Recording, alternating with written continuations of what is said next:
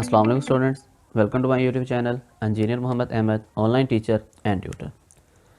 आज हम chapter number 16 के अंदर अपने नेक्स्ट टॉपिक डिस्कस करने वाले हैं and the topic name is NAND gate.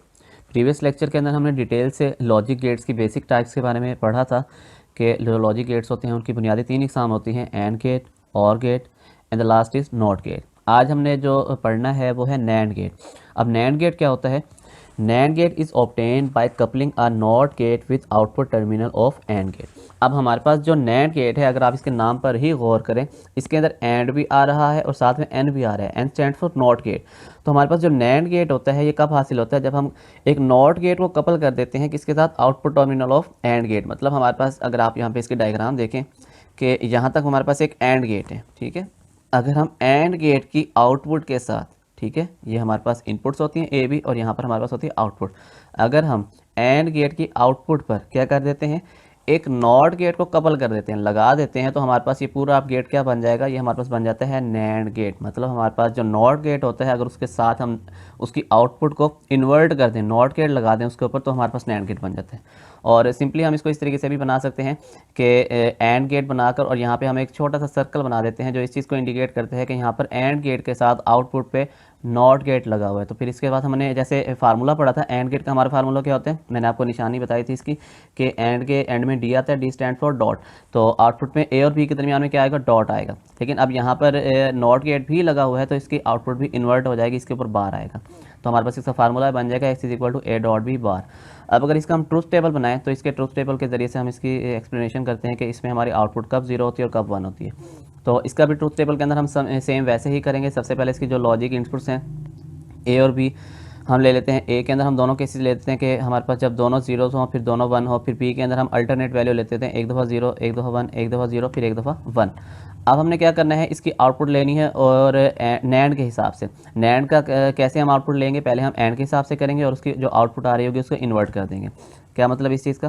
कि जैसे हमारे पास ए और बी है तो हमने इसका एंड लेना है। एंड में हम क्या करते थे? डॉट का मल्टीप्लाई करते थे। जीरो मल्टीप्लाई बाय जीरो क्या आ रहा है? Zero.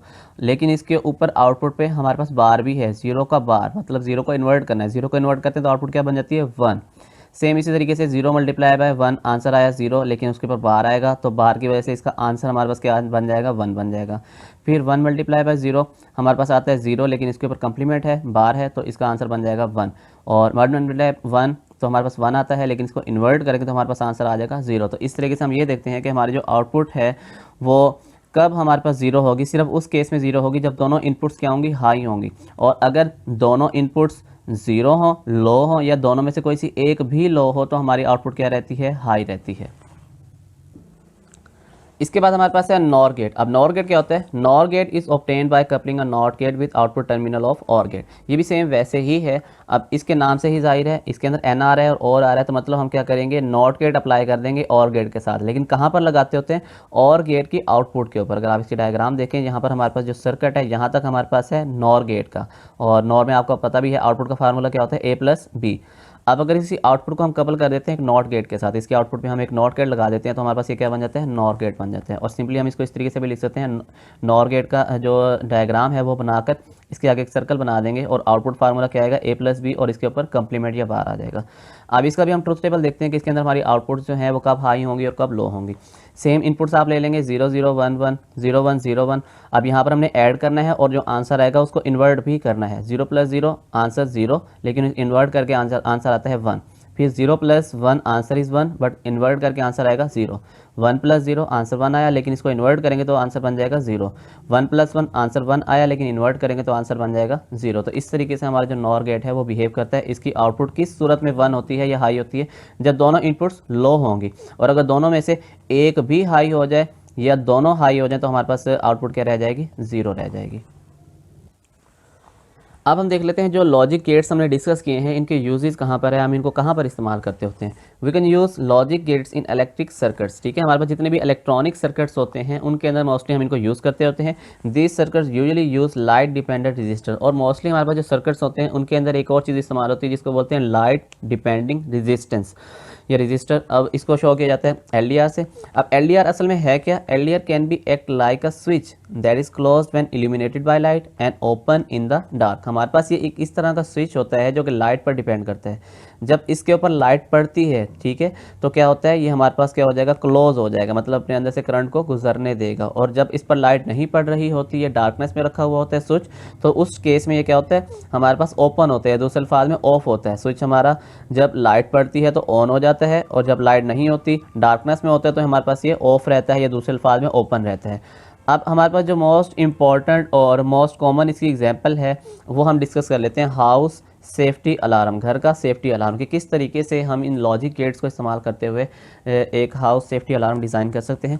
We can use single NAND gate to make burglar alarm. हमारे पास एक एग्जांपल है, बर्गलर अलार्म सिस्टम अगर हम बनाना चाहते हैं तो हम जस्ट नैंड गेट को इस्तेमाल करते हुए ही इसको बना सकते हैं।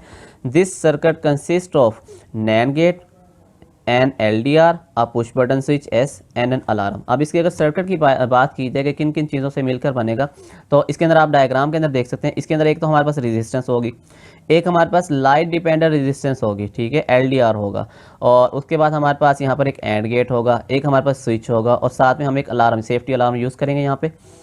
अब इसकी वर्किंग किस तरीके से, connect LDR between NAND gate input B and the positive terminal of the battery. अब यहाँ पर जो LDR है, आपको पता है कोई भी हमारे पास इलेक्ट्रिक डिवाइस होती है उसके दो टर्मिनल होते हैं, एक हमारे पास पॉजिटिव टर्मिनल होता है और एक हमारे पास नेगेटिव टर्मिनल होता है। तो इसका लेट्स सपोज कि हमारे पास यहाँ पर इसका पॉजिटिव टर्मिनल है और यहाँ पे हमारे पास इसका नेगेटिव टर्मिनल है। तो हमने करना क्या है कि जो LDR है उसको इस तरीके से अटैच करना है कि इसका जो एक टर्मिनल है, चाहे वो लेफ्ट वाला आप कंसीडर कर लें, हमारे पास जो रेजिस्टेंस होती है ये वाहिद एलिमेंट है कि जिसकी स्पेसिफिक टर्मिनल इसके नहीं होते, मतलब इसका स्पेसिफिक नहीं होता कि इसका लेफ्ट साइड वाला पॉजिटिव है या नेगेटिव है। जैसे कैपेसिटर्स वगैरह हो गए, उनके अंदर टर्मिनल फिक्स होते हैं कि एक हमारे पास लेफ्ट पे नेगेटिव होता है या राइट पे पॉजिटिव होता है, लेकिन रेजिस्टेंस जितनी भी होती हैं इनके टर्मिनल फिक्स नहीं होते। जिस टर्मिनल पर आप पॉजिटिव बना देंगे इसका पॉजिटिव टर्मिनल बन जाता है, और जिस पर आप नेगेटिव अप्लाई करेंगे वो नेगेटिव टर्मिनल बन जाता है। तो लेट्स सपोज इसका जो एक टर्मिनल है वो हमने बर्गलर अलार्म के साथ, जो हमारे पास नैंड गेट है उसकी इनपुट B के साथ अटैच कर देना है। आप यहाँ पर देख रहे हैं इसके दो टर्मिनल है, इसका एक टर्मिनल मैंने अटैच किया है यहाँ से, जो इनपुट B है नैंड गेट की उसके साथ, और इसका जो दूसरा टर्मिनल है वो मैंने बैटरी के पॉजिटिव टर्मिनल के साथ अटैच किया हुआ है, ठीक है। तो अब ये किस तरीके से वर्क करता है, burglar alarm sounds when either burglar inputs lights falling on LDR और steps on switch B S। अब इसमें हमें ये बताया गया है कि हमारा जो अलार्म है वो उस केस में बजना शुरू हो जाएगा कि जब हमारे पास जो लाइट है LDR पर पड़ती है उस केस में, या फिर दूसरे अल्फाज में जब हमारा जो स्विच है इसके ऊपर कोई पाँव रखता है तो ये क्लोज हो जाएगा उस केस में। अब ये कैसे वर्क करता है इसको थोड़ा सा हम एक्सप्लेन कर लेते हैं कि लेट्स सपोज अगर हम देखते हैं कि हमारे पास यहाँ पर देखें रेजिस्टेंस है और यहाँ पे LDR पे भी रेजिस्टेंस है। शुरू के अंदर अगर हम देखते हैं कि इनपुट A के ऊपर अगर हम देखते हैं, A जो हमारा केस है, यहाँ पर बैटरी का पॉजिटिव टर्मिनल है, यहाँ पर रेजिस्टेंस क्या है, हाई होगी, ठीक है। तो यहाँ पर लेट्स सपोज कि हमारे पास शुरू में जो इसकी वैल्यू है हम ले लेते हैं 0, ठीक है, और उसके बाद हम लिख लेते हैं कि हमारे पास जो LDR है यहाँ से नेगेटिव, हमारे पास LDR जो है यहाँ से इसके बाद पॉजिटिव टर्मिनल है, ये नेगेटिव टर्मिनल यहाँ पे स्विच के साथ अटैच है, ठीक है। अगर यहाँ पर A के ऊपर हमने फ़र्ज़ कर लिया कि शुरू के हमारे जो इनपुट है वो हमने ले ली 0, क्योंकि यहाँ पे हम देख लेते हैं कि अगर लाइट पड़ रही है, ठीक है, जब लाइट पड़ती है LDR पर तो इसकी रेजिस्टेंस हो जाती है कम। अब यहाँ पर आप देखें करंट के गुजरने के दो रास्ते हैं, एक तो वो LDR से जाकर गुजर सकता है, एक वो दूसरे रास्ते से जाकर गुजर सकता है। जब रोशनी पड़ती है तो LDR की रेजिस्टेंस कम हो जाती है, तो उसको सबसे आसान रास्ता कौन सा मिल जाता है, LDR के ज़रिए से मिल जाता है। तो हमारे पास जो करंट होता है हमेशा उसकी कोशिश होती है कि मैं आसान रास्ते से सर्किट के अंदर से गुजरूँ। तो यहाँ पर LDR के ऊपर लाइट पड़ रही है, इसकी रेजिस्टेंस कम है, तो यहाँ पर पॉजिटिव टर्मिनल यहाँ से इलेक्ट्रॉन गुजरते हुए B तक आ जाते हैं, मतलब B तक हमारे पास करंट पहुँच गया, या दूसरे अल्फाज में हमारे पास जो इनपुट है वो 1 हो गई है। और इसका जो नेगेटिव टर्मिनल है यहाँ से अगर हम देखते हैं कि स्विच हमारे पास क्या है, अभी फिलहाल इस पे पाँव नहीं आया, ये हमारे पास ओपन है, ठीक है, तो यहाँ पर आगे करंट नहीं जाएगा A तक, तो A पे हम कह देते हैं कि हमारे पास 0 है, तो A 0 B 1। आप यहाँ पर देख सकते हैं कि हमारे पास जब A 0 हो और B हमारे पास 1 हो तो उस केस में क्या होता है, आउटपुट 1 आती है, तो हमारा जो बर्गलर अलार्म है उस पर आवाज़ आना शुरू हो जाएगी कि हमारा जो अलार्म है सेफ्टी ऑन हो चुका है।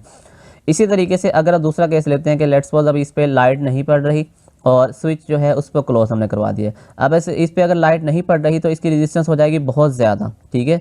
तो जब इसकी रेजिस्टेंस ज़्यादा हो जाएगी तो करंट यहाँ से नहीं गुजरेगा, B पर फिर हमारे पास जो इनपुट आ रही होगी वो होगी 0, और यहाँ पर अगर पाँव आ गया है किसी बंदे का स्विच के ऊपर, तो यहाँ से करंट गुजरते हुए ये क्लोज हो जाएगा स्विच, यहाँ से ए पर हमारे पास इनपुट आ जाएगी, तो यहाँ पर 1 आ जाएगा।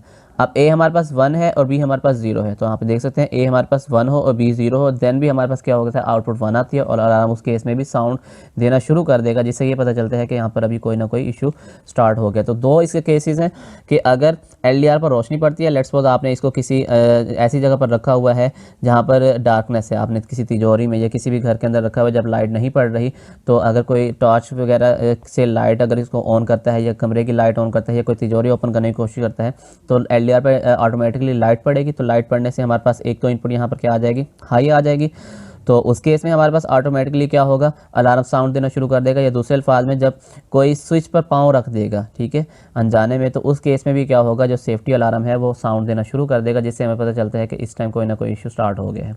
तो स्टूडेंट्स, ये था हमारा चैप्टर नंबर 16 जो हम डिटेल में डिस्कस कर चुके हैं। इस चैप्टर का न्यूमेरिकल नहीं है और इस चैप्टर में से मोस्टली चांसेस होते हैं लॉन्ग क्वेश्चन के आने के। तो ये आपके लिए बहुत ही एक समझ लें कि ईजी वे है कि आप इस चैप्टर को अच्छे से प्रिपेयर करें कि बगैर न्यूमेरिकल के आप इसमें से लॉन्ग क्वेश्चन अटैम्प्ट कर सकते हैं, अच्छे से अच्छे मार्क्स इसमें से ले सकते हैं।